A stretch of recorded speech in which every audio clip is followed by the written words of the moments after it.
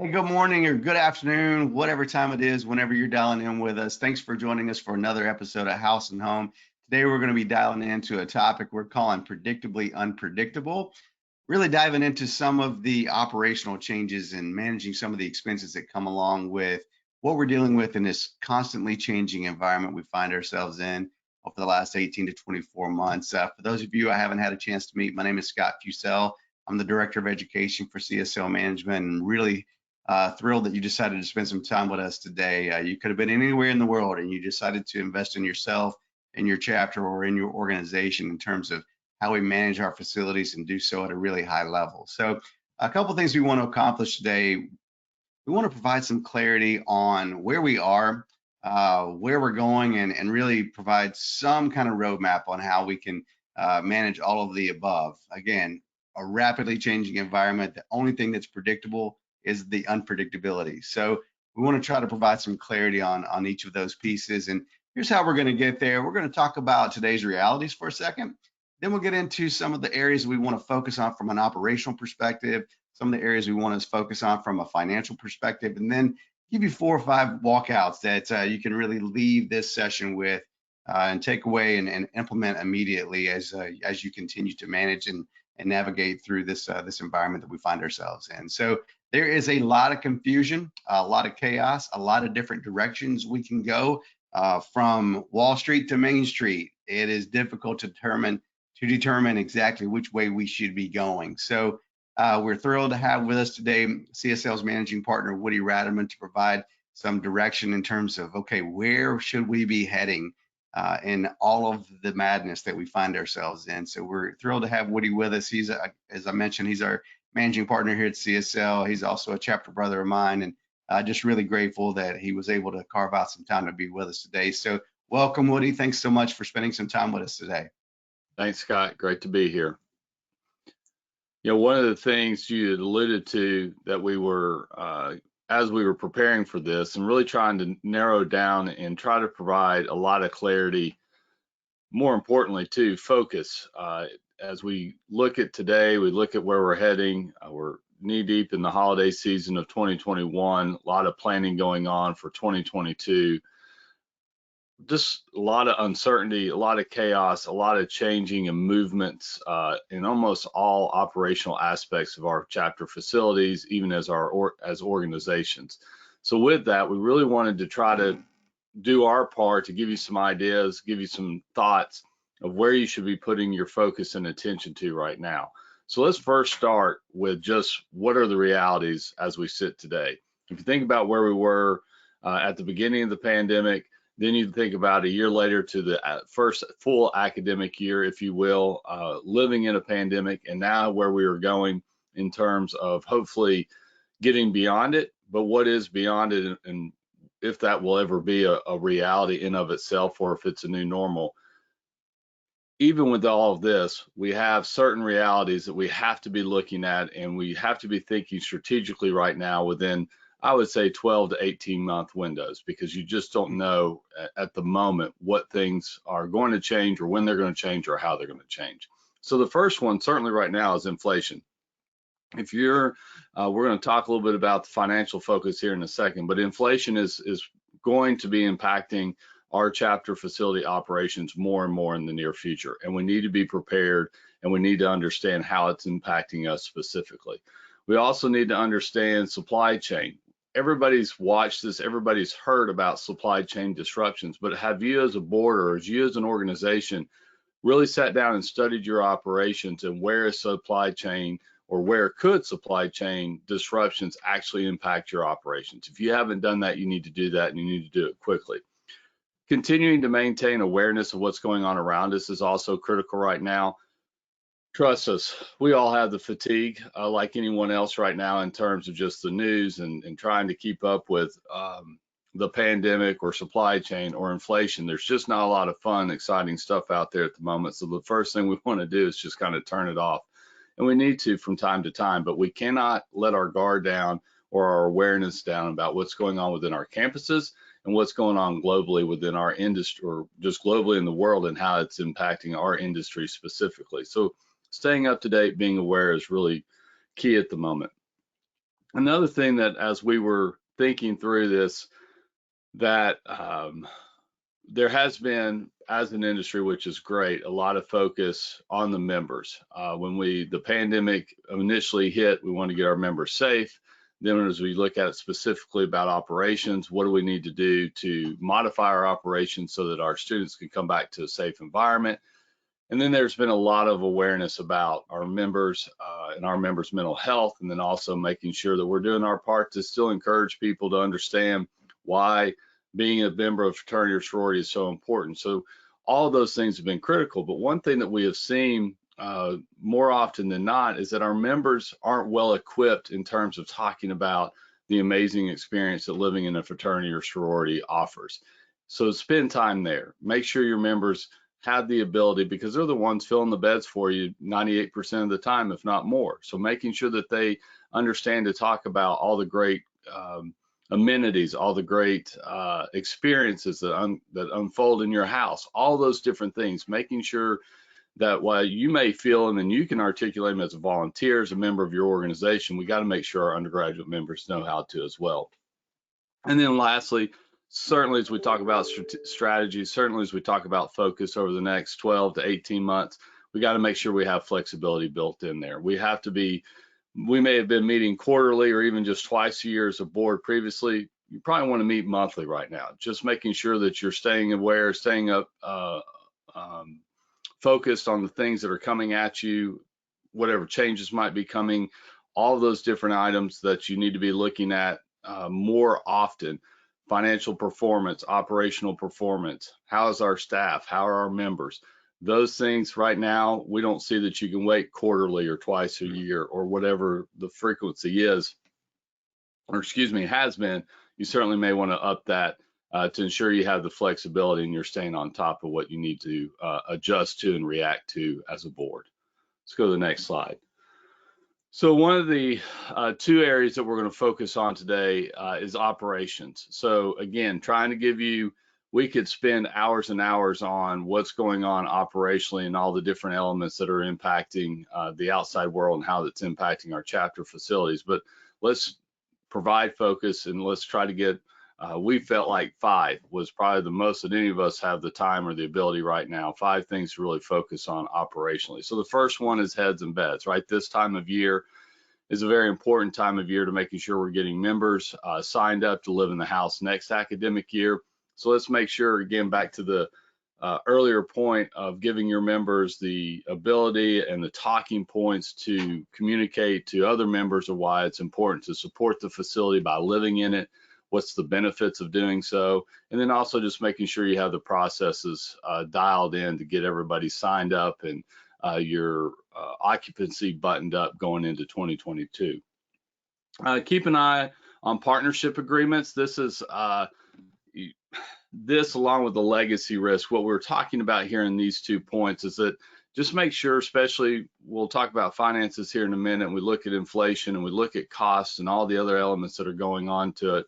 We're seeing more and more out there that legacy risk, and especially in our partnership agreements, we may have signed them 10, 15 years ago, and we may have not even looked at them. We may have cable boxes in our facilities that have been there for 20 years that aren't even being used and you've been paying on.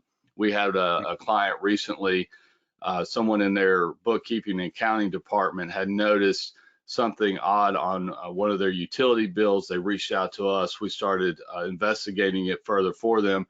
And in about 30 to 60 days, we uncovered about $200 and something thousand that was owed back to them. So over $200,000 that was coming back to them from the utility companies for several years of mistakes. So it's just, this is a really good time operationally. We want to make sure that last point that you see on the slide, that our processes and that we're at peak performance right now. We have everything organized. We have our operations in a solid format in terms of being able to recognize issues that may be coming up quicker, because we know it's going to take longer to get them dealt with, whether it's because we can't get our vendor partners over or supply chain disruption or whatever it may be. We have to make sure, and you've heard us say it time and again, we have to focus on what we can control right now, right? So one of the things we can control is our operations, and make sure that we're doing so in the highest and most efficient operational model that we can provide. And then the last thing is maintenance versus replacement. As Scott and I were working on this, I have a car that's over 10 years old. And certainly if you're out trying to buy a car right now, it's not the easiest thing with the chip shortage and certainly with the cost of vehicles right now. So a lot of people like myself are trying to maintain what we have.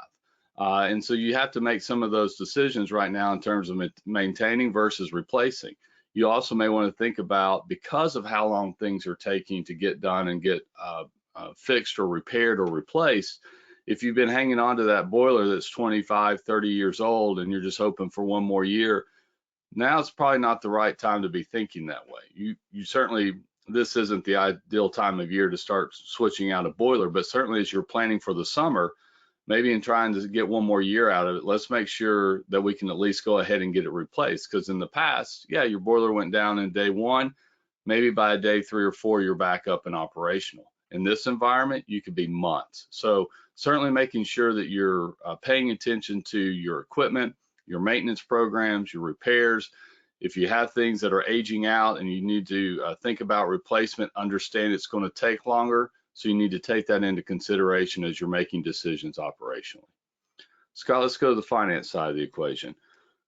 So certainly right now, as we have looked through this, certainly in the fall of 2021, we have started to see quite significantly how inflation is hitting our budgets. And so with that, you really, if you think about year over year as you're preparing for your financial plan, if you will, we put a budget together, we start working that budget, and we move forward, and sometimes it's put on the shelf. Right now, we would encourage you really to have more of a forecasting mindset. A budget is only as good as how often you're updating and actually paying attention to it. And that's the forecasting discipline that we need to be having. So every month, looking at what the previous month and how we did, how the overall performance is, and what is that telling us about the future? And do we need to adjust anything right now? And what we may have budgeted 6 months ago, well, we know things are changing so quickly. Do we need to reforecast those, rebudget those, recast those numbers going into the future? So really just getting out of the mindset, okay, we set our budget for the year. Now we've communicated that to the team, we set it aside, and we'll just go on with our day. We really need to be looking at it month in, every month, and making sure that we're looking not only for past performance and the immediate trends, but are our numbers and on our figures that we've applied 6 months ago for 6 months later, that we're looking at those figures and we're readjusting them if needed based on where inflation is or where things are costing at the moment. Evaluate any debt. Money's never been less expensive than it is now, and there's certainly, the Fed Reserve just came out with the fact that they do plan 3 rate hikes going into 2022. So at some point in time, especially with the inflation risk right now, money's going to cost more. So anything that you have debt-wise that may be coming up for refinancing in the near future, maybe consider doing it now and talking to your banking partners about that. Discipline, always need to have the financial discipline, and certainly nothing more important than right now. Do we have the right amount of revenue coming in? Are we charging the right amount of fees? Are we competitive? Are we doing what we need to on that front? Are we managing our expenses? Are we watching them closely? As I said on the previous slide, our operations, we got to be at peak performance, and we got to be watching the money that's going out of the door. And certainly building reserves is always important so that we have that rainy day fund. So all those disciplines, we've talked about them. We may do some good. Other areas we might be slipping a little bit. Right now, we don't see that there's any opportunity, when you look at what's going on in the market, not to have really good discipline on our financial front. Wants versus needs. This is, again, going back to, if you think about repair, replace, wants versus needs, cash is king. And certainly as we look again at our the amount of, or excuse me, the cost of debt right now, all of these different things go into play of how we are strategically with our capital. So you really should be evaluating what you want, as maybe just from a competitive standpoint, versus what you need, and looking at the full capital picture as it relates to cash on hand, how our operational budget is doing, and what's available to take advantage of, potentially both on the fundraising front and on the debt front. So this is a really critical time to think about the long view of the capital and what you need to invest in your house, because again, things are going to change already. It's been forecasted things are going to change in 2022 as it relates to cost of money and what things are costing for sure and how long it's taking. So really need to evaluate your wants versus your needs.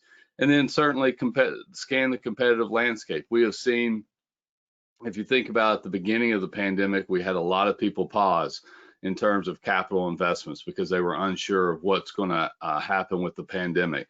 We get through that initial year, people came out of it saying, okay, we had a lot of built up needs that we got to get taken care of. We've got cash on hand, let's go, which then we got into supply chain disruption, inflation, things started costing more.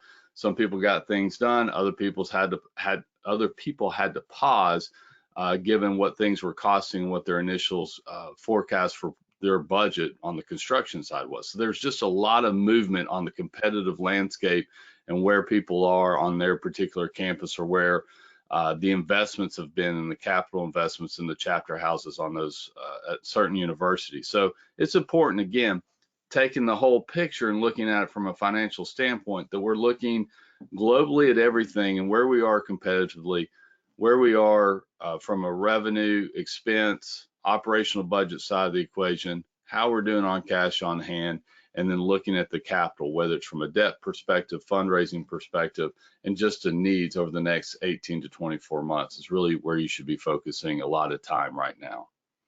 Scott, let's go to the final piece. Hey, walk us out with top 5 takeaways of today's session, Woody.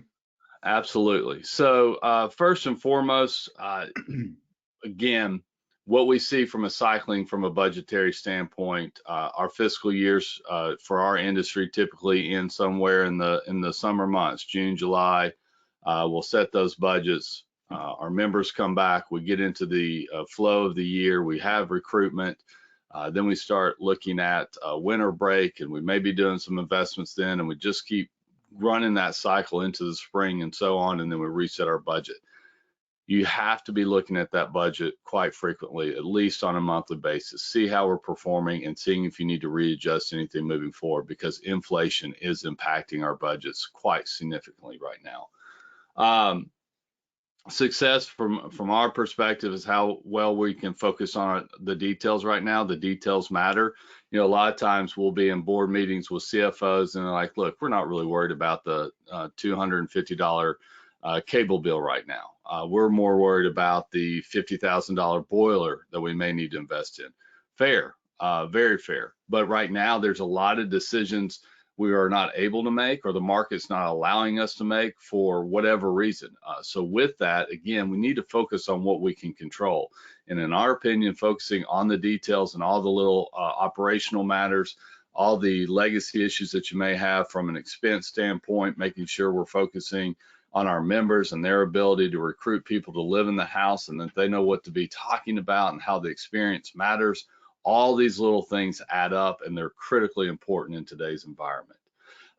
You must have a strategy really from a clear vision now and in the immediate future is really important, because you think about the planning process for making a major investment in your chapter house. A lot of organizations or a house corporation start that journey, and it takes 2, 3, 4 years, especially if you have fundraising or other activities going on, and it's just not the construction process, right?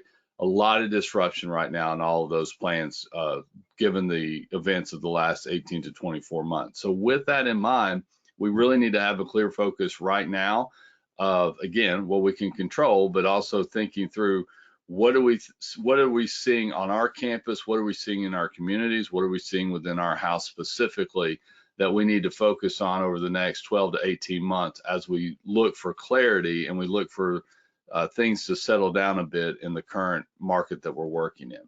So, and simplify to gain clarity, right? If you, all of the financial gurus that are out there, or executive coaches or whatever, from the standpoint of just leadership and thinking through the best way to run an organization, any book that you look at, they will always tell you in a chaotic period, you know, try to find some simplicity, try to find focus, and keep things as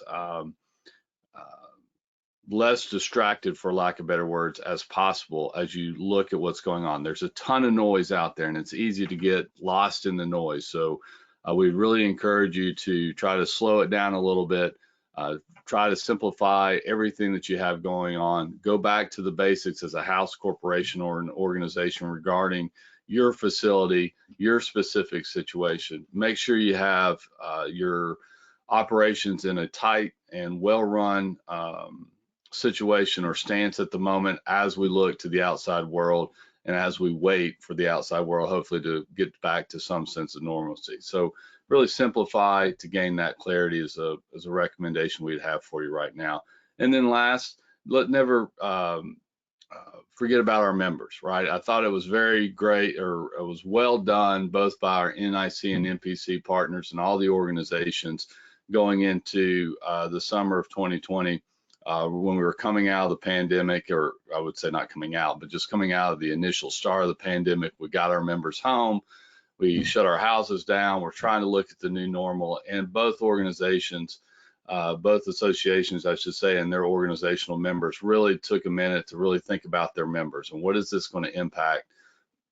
How is this pandemic going to impact them, and what's it going to look like moving forward? And I think at the end of the day, that's why we're all here. At the end of the day, that's what we all strive to do, is to make a difference in these young men and women's lives. So always focus on that. At the end of the day, if we're focusing on our members, the experience that they're having in those facilities, we're providing a safe environment, we're providing an opportunity for our rituals to come alive in those facilities, that we can foster the academic goals of our members and the universities that we call home. All those different areas, if we're focused on the members, we're really going to see that all this other noise and all these other challenges aren't going to really matter at the end of the day, because we're focused on what is most important. But let us drive home the fact that your members need to be equipped with the ability to effectively talk about why it's important to support your chapter house facility, what happens when you have the opportunity to live in that facility, and the amazing experience that they could have, all the great benefits that you offer as a chapter house. We can't just assume our members understand that and can articulate it. We have to make sure that we have to invest that time. So take everything we've said today. If you remember those last points about our members and equipping them, I think it'll be well worth your time of your investment. So thank you for being here. And Scott, thank you for the opportunity to participate. Oh man, thank you for carving out some time, Woody.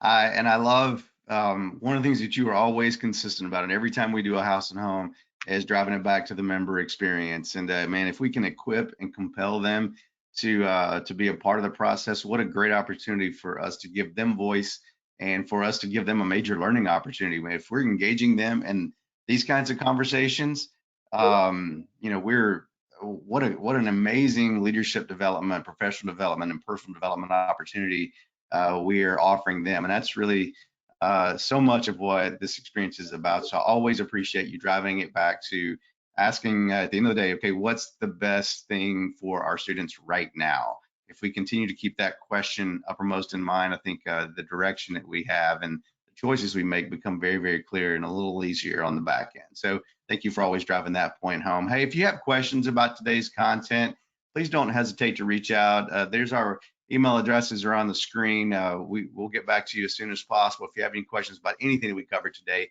or if you have thoughts or ideas on what's working for you. We would love to know those things too. You hear me say often that none of us know as much as all of us. So we won't ever pretend here at CSL to believe that we have a monopoly on good ideas. So if you have something, if you have an idea or a process or a procedure or a strategy that is working for you that could benefit the entire industry, holy cow, we would love to know what that is so we can get that out to as many people as possible. So questions or ideas, please feel free to shoot them our way. We would love to engage in that conversation. So with that being said, I'll say thank you again for joining us today. So grateful you decided to carve out a few minutes to be with us. And we are just grateful, especially this time of year when we're kind of having this season of reflection, thinking back on the last 12 months or even the last 24. So grateful for the good work that you all continue to do for those students who call our chapter houses home. Again, they are leaving their family of origin, looking for a family of choice, and you are providing that every single day. So for building into our young people in impactful ways. Thank you. And for spending some time with us today. Thank you. No, we are grateful. We will see you next time on House and Home. Take care, everyone. Thanks.